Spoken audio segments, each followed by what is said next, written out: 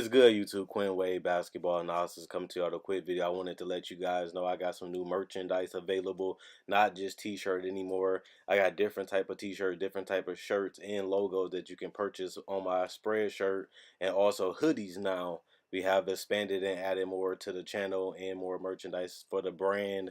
Thanks for supporting. It will be in the description and the links will be in the comment section below. Thanks for helping me and supporting the movement. Quinn Wade Basketball Analysis. I'm going to check out the video.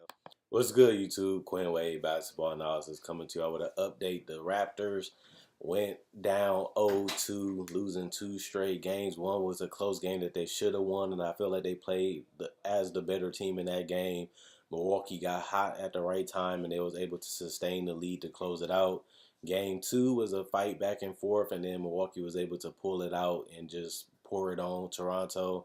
Toronto comes back in Game 1, does whatever they have to do, even though they put themselves in a situation where they could have lost that game and went down 0-3 with Siakam missing free throws and Kawhi Leonard missing free throws. They gave the Bucks a legitimate opportunity to take a 3-0 lead and put them on the brink of elimination. They find a way to close that one out, and then they go into Game 2 with the same, Game 3, well, Game 4, with the same mentality that we can beat the Bucks. They go out there, outplay them, outdefend them. They hit a lot of threes. They make their shots. Marc Gasol made timely buckets, and now the series is 2-2, so it resets. It's the best of the last 3 games. And next thing you know, they go to Milwaukee, which they haven't won this postseason in. One team had to win at home, either Milwaukee or Toronto, to win the series. Toronto actually was able to go in there and beat them and take a 3-2 series lead. This was an amazing game. Both teams went out there, played hard, tried to do whatever they could to win. Obviously, Fred VanVleet was excellent, knocking down spot up three after spot up three, attacking off the dribble, making some great passes. Marc Gasol hit a timely 3. He struggled in the first quarter, but they just stayed with it. They played like a championship team. They handled the adversity. They didn't complain. They didn't get frustrated. They just kept chipping and chipping away. Next thing you know, they was hanging around, staying in the game and giving themselves a chance to win it.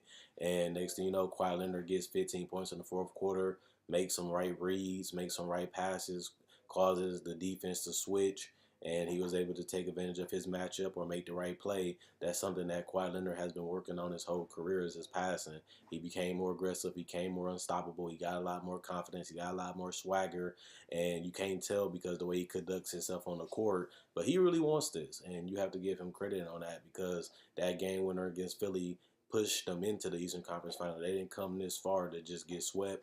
They didn't come this far to lose this series. You see Kyle Lowry. You've seen a different Kyle Lowry. Like I said in my other video, yeah, they down 0-2, but the series is not over. Even though I did pick the Bucks to win, I feel like Toronto was just as good. They was only 2 games away from having the same record than the Milwaukee Bucks, and Kawhi Leonard missed over 20, almost 20 plus games.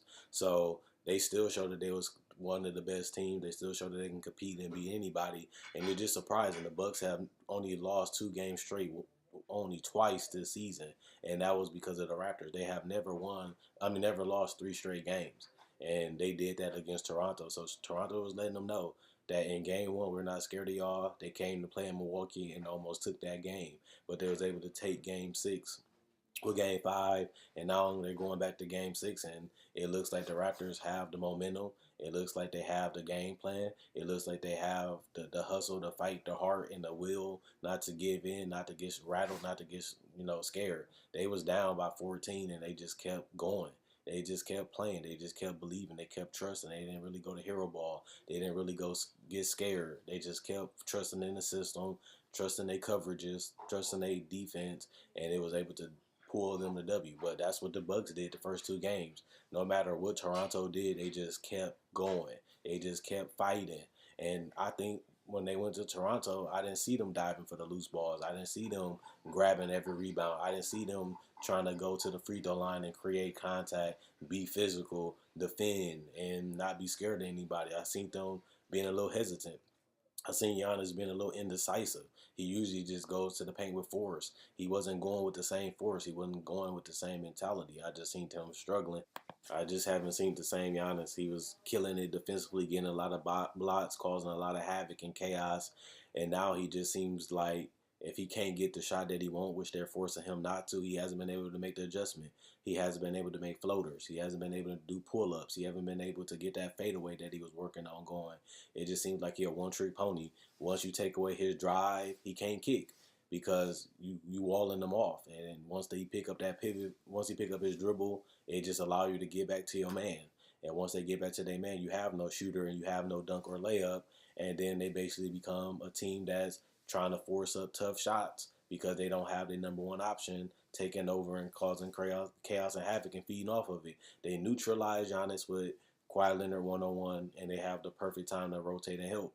What is the Bucks going to do? They got to find a way to have counters. If you make the adjustments, you put Brogdon and Bledsoe had decent games. But what about Middleton? He was a no-show. He had 31 game 4, and now all of a sudden he struggled in game 5. You need everybody to be on the same page. You need everybody to be together. And that's why I feel like the Bucks was a tough team to beat, because they all played well. They all fit well, and they all knew their roles, and they all knew what they were supposed to do. It seems like now that Toronto has figured them out and they're forcing them to make adjustments and changes, they just became a stagnant team where they're doing a lot of thinking and not hooping. You're supposed to go out there and have fun. You're supposed to go out there and make the right decision, make the right play. Even though they did come close to winning this game and they was ahead majority of the game, nobody really feared that they were going to walk away with the game. Everybody's, even Reggie and them, felt like this was a game that Toronto still can win.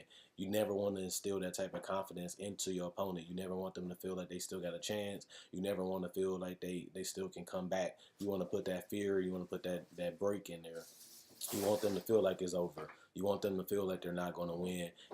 And the Bucks haven't felt like that. I feel like they've been blowing out teams all year. They've been blowing out teams all in the postseason. Matter of fact, they blew out Toronto in Game 2. But they haven't played like that. I don't know what happened to them. They was knocking out open shots. They was moving the ball. They was feeding off Giannis. And they look like a completely different team right now. And I said the same thing about Toronto in the first 2 games. Y'all not playing Toronto basketball. Y'all, Kyle Lowry, where are you at? Marcus Hall, why are you passing so much?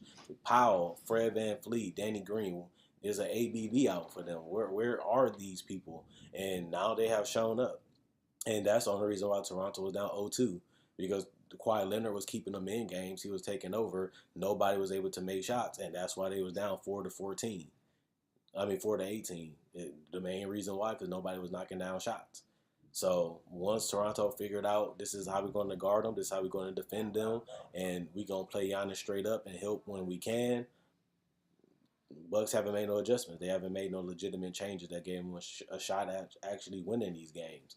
And for them to get a lead and be able to keep it and keep going on small little runs, you'll think that this is a game that Toronto will lose.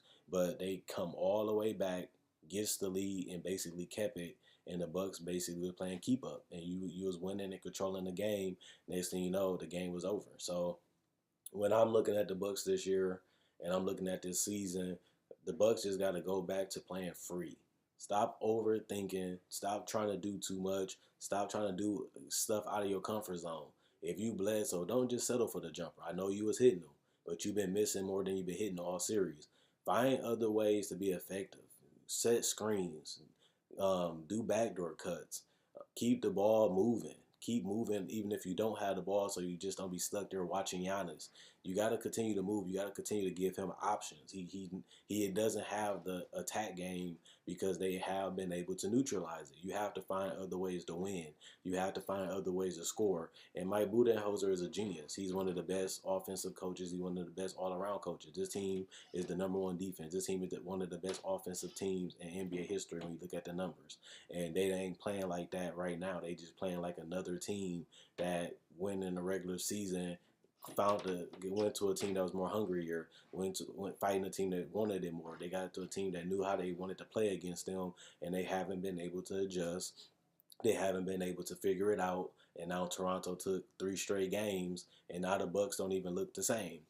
This was a team that people said without Kevin Durant, they're going to win this thing. If Kevin Durant doesn't play, the Bucks are the best team.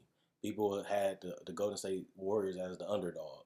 And now the tide has changed the last couple games, and now they just look like another team that's great, but they don't look like the champions. They don't look like the best team in the NBA anymore, and it's because they haven't been playing with the same energy, the same fight, and the same consistency. Right now, they just becoming a team that's taking and forcing up shots. I feel like Giannis, he's been getting blocked. When have you ever seen Giannis get baby? He's getting dunked on. He's getting pinned.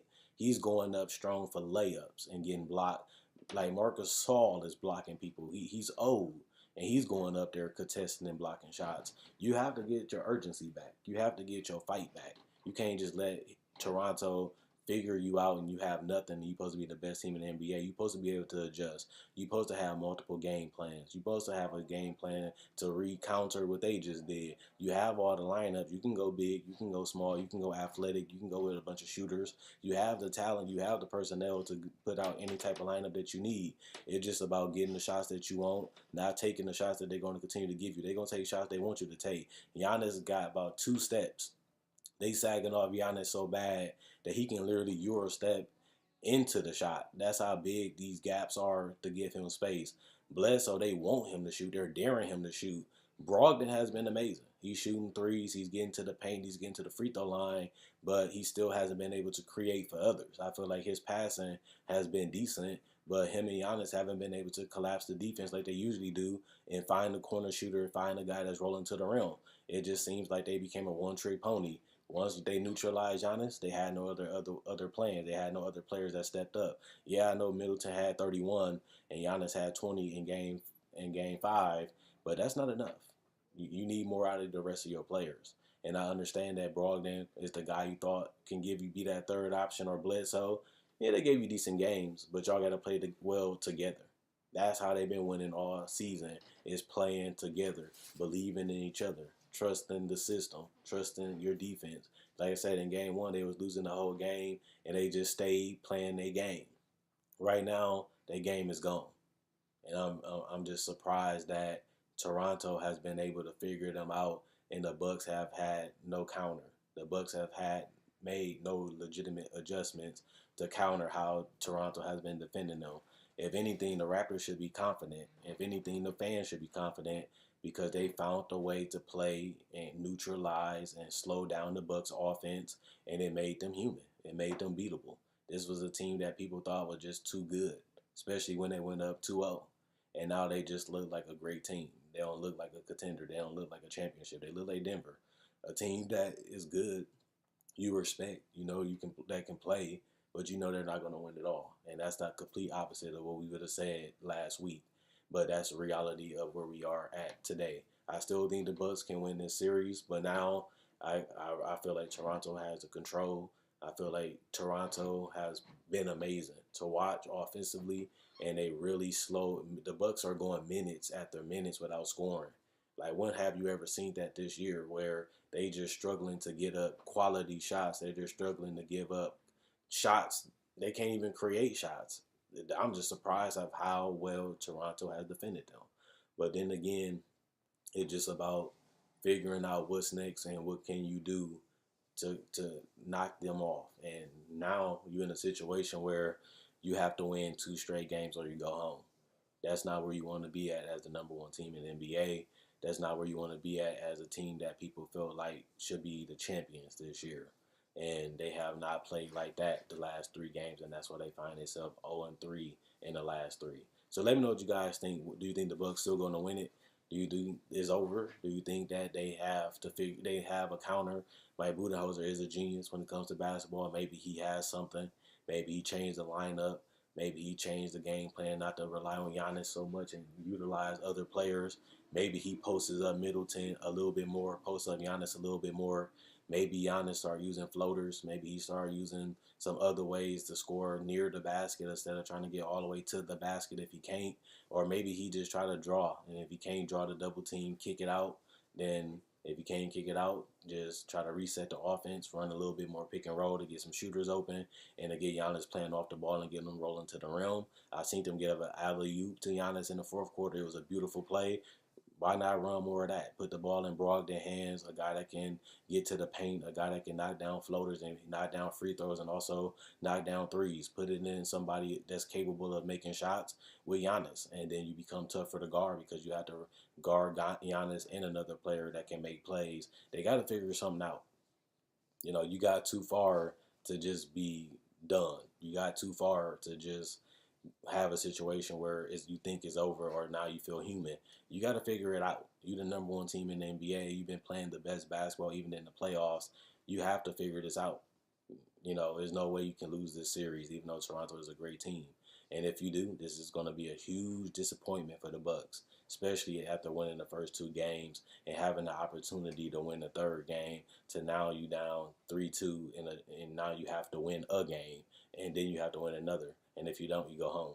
So let me know what you guys think at the end of the day, and check out my website, analysisplayground.com. Link in the description, comment section below. Check out my Facebook page, analysisplayground.com. Link in the description, the comment section below. Thanks for everybody that likes on Facebook. Thanks for everybody that likes the video. Thanks for everybody that continues to comment. Also, I do videos just like this, and I also do videos like about trade deadline, buyouts, free agency. I cover summer league. I cover the NBA draft.